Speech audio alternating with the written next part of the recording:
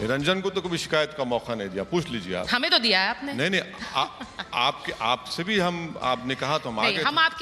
हम किसी शिकायत की बात नहीं कर रहे। आज हम ओवैसी साहब के साथ, क्योंकि माय आइडिया ऑफ इंडिया की बात कर रहे हैं, इसीलिए हम तर्कों पर बात इसलिए कर रहे हैं कि हम तर्क में साथ चल सकें। और इसीलिए ओवैसी साहब आज आपसे ये जरूर पूछूंगी कि आपको पसंद कौन है। आप आज प्रेजेंट डे गवर्नमेंट पर सवाल करते हैं, आप जो विपक्षी पार्टियां हैं उनको भी सवालों के घेरे में खड़े करते हैं। तो ओवैसी साहब को पसंद कौन सा राजनीतिक दल है, या कोई ऐसी पार्टी है जिसके साथ ओवैसी साहब साथ चल सकते हैं? देखिए, आप बड़ा पर्सनल सवाल कर रहे हैं। ये पर्सनल और मुझे घर वापस जाना है तो मुझे अपनी बीवी पसंद थी, इसलिए मैंने शादी की।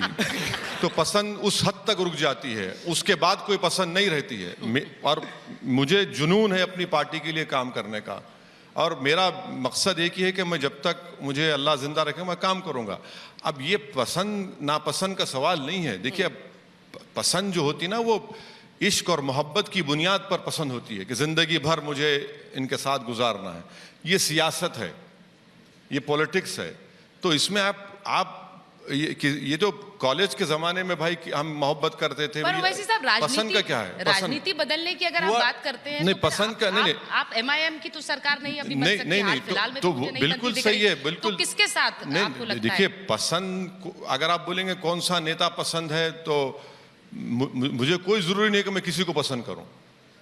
मैं क्यों जरूरी नहीं पसंद करूं भाई, वो होंगे भाई, बड़ा पर्सनल चीज है। हाँ, अगर आप बोलेंगे कि भाई भारत की राजनीति में किसने बड़ा योगदान दिया या जमहूरियत को खड़ा किया, तो बाबा साहब अम्बेडकर हैं। तो फिर वो राजनीति कैसे बदलेगी? नेहरू हैं, महात्मा गांधी हैं, सरदार पटेल हैं, मौलाना अबुल कलाम आजाद हैं। इन लोगों की कुर्बानी को कोई छीन नहीं सकता। तुम यकीनन ये इनको मैं बड़ी इज्जत की निगाहों से देखता हूं, मगर आप मौजूदा दौर में बोलेंगे, आप किस तरफ इशारा कर रहे हैं मुझे मालूम, मोहब्बत है। No, I'll tell you. I had the opportunity of meeting Mr. Owaisi during the Uttar Pradesh campaign, the recent elections, when we had a chat with him, I think. He told me something off record, and I will not say it because it was completely off record, but he did mention one thing, and my question is linked to that, Mr. Owaisi. In the 2022 polls, the Lok Sabha by-polls in UP, in both, I'm taking a case study, in both Azamgarh and Rampur,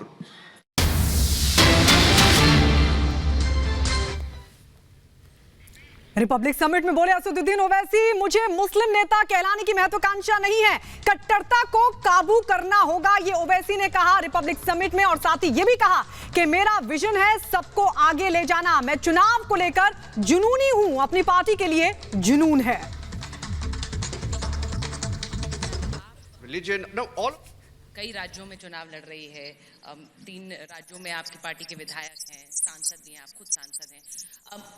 ये बताइए, आप अपने आप को कैसे देखते हैं? आप अपने आप को एक माइनॉरिटी लीडर के रूप में देखते हैं या अपने आप को एक नेशनल लीडर के रूप में देखते हैं? नहीं, ये मैं बड़ी पूरी इखलास और ईमानदारी से कह रहा हूँ कि मैं ना तो कोई माइनॉरिटी का लीडर हूँ, ना कोई नेशनल लीडर हूँ। मेरा काम मेरी पार्टी को लेकर आगे बढ़ना है, और हमारी कोशिश यही है कि सबको साथ ले लें। हमारे जितने पार्टी के जिम्मेदार हैं उनकी मेहनत से हम आगे बढ़ रहे हैं, मगर मुझे इस खाने में डालकर बांट देना कि मैं माइनॉरिटी का लीडर हूं या नेशनल लीडर हूं, तो ये गलत होगा। और जो लोग हैं उनको मुबारक, बट मेरा मकसद ये नहीं। मेरा मकसद ये कि काम करूं, पार्टी को आगे लेके जाऊं, जहां जहां हम जा सकते हैं हमारी पार्टी का इलेक्शन लड़ेंगे, चुनाव लड़ेंगे। और मुझे इलेक्शन लड़ने का एक जुनून है।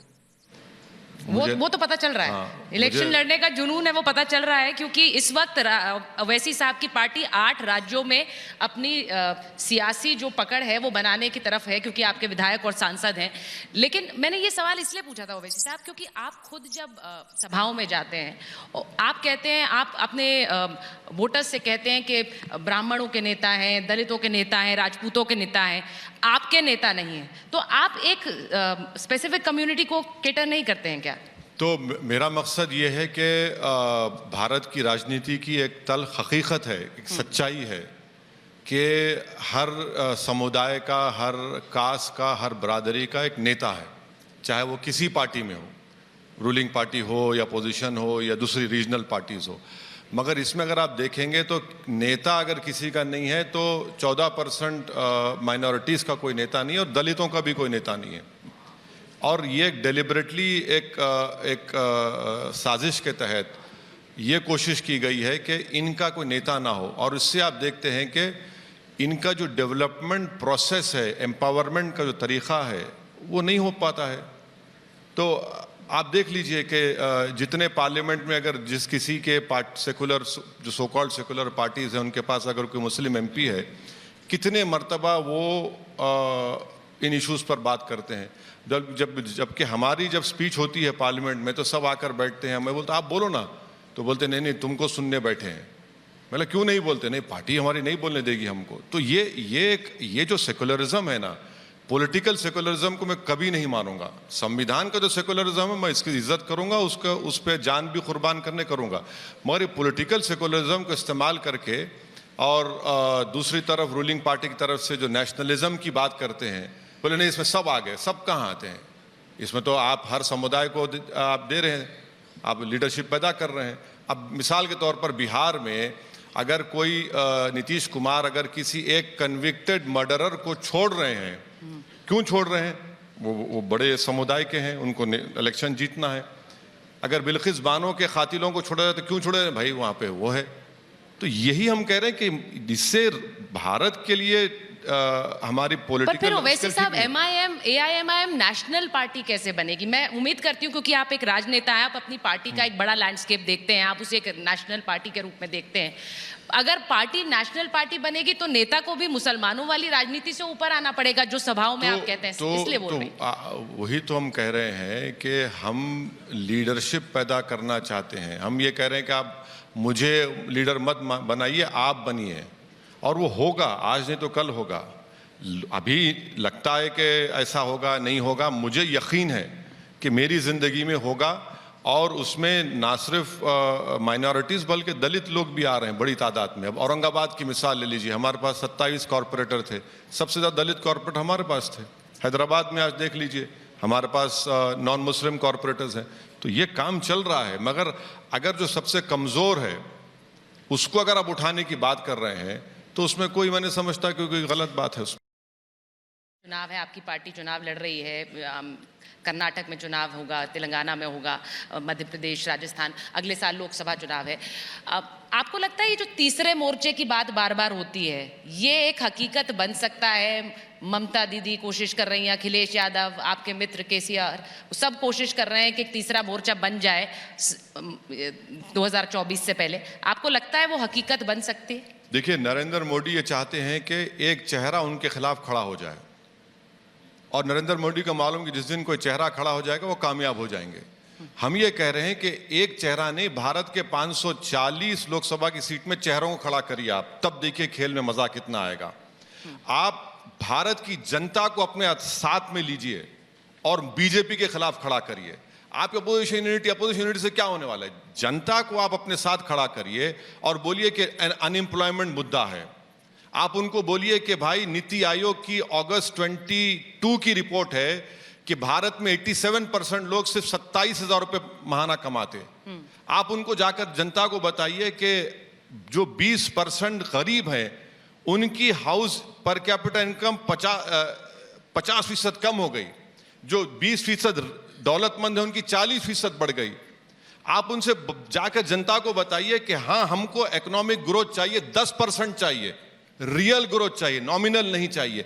ये सवालात आप करिए ना, आप जनता को अपने साथ लीजिए। अगर आप चेहरा बनाकर जाएंगे तो फिर नरेंद्र मोदी कामयाब हो जाएंगे। मतलब आप ये कह रहे हैं थर्ड फ्रंट बनाइए लेकिन चेहरा मत बताइए। नहीं, चेहरा देखिए, चेहरा बनाएंगे तो आप मोदी जी के ट्रैप में आ रहे हैं। ये बात को मान, देखिए हम जो राजनीति सीखे ना मैडम, हमको ये सिखाया गया कि आप अपने अपोनेंट के स्ट्रॉन्ग पॉइंट्स पर मुकाबला नहीं करेंगे, उनके वीक पॉइंट्स पे करेंगे। वो सबसे बड़ा चेहरा आज देश के नहीं, आप नहीं चेहरा का नहीं है, आप उनका स्ट्रॉन्ग पॉइंट है वो। आप ये काम करिए ना, आप करिए काम, आप उस पर देखिए, आप पूछिए उनसे कि भाई अगर आप हमारा पर कैपिटा इनकम बढ़ रहा है तो हमारा पूरी दुनिया में विश्व में मुकाम कितना है? 150 है हमारा मुकाम। नहीं, पर वो बताने के लिए लोगों को तो जाना पड़ेगा ना चुनावी मैदान में, जाएगा कौन? यही तो बात हमको करना पड़ेगा ना। प्रैक्टिकली अगर हम बात करें तो राजनीतिक चुनाव लड़ने के लिए राजनीतिक पार्टियों को उतरना पड़ेगा उस थर्ड मोर्च। अच्छा, वो थर्ड फ्रंट बनता देख रहे हैं आप कि नहीं देख रहे हैं? नहीं, मुझे नहीं मालूम, वो फारसी की कहावत है, नशिस्तन गुफ्तन बरखास्तम। तो आपने जवाब दे दिया। माने आपने जवाब दे निशिस्त दिया। का मतलब नशिस्तन एक निष्ठ होती है, सब बैठ गए, गुफ्तगू होती है, फिर बर्खास्त हो जाते, तो वो उसमें क्या होने वाला है?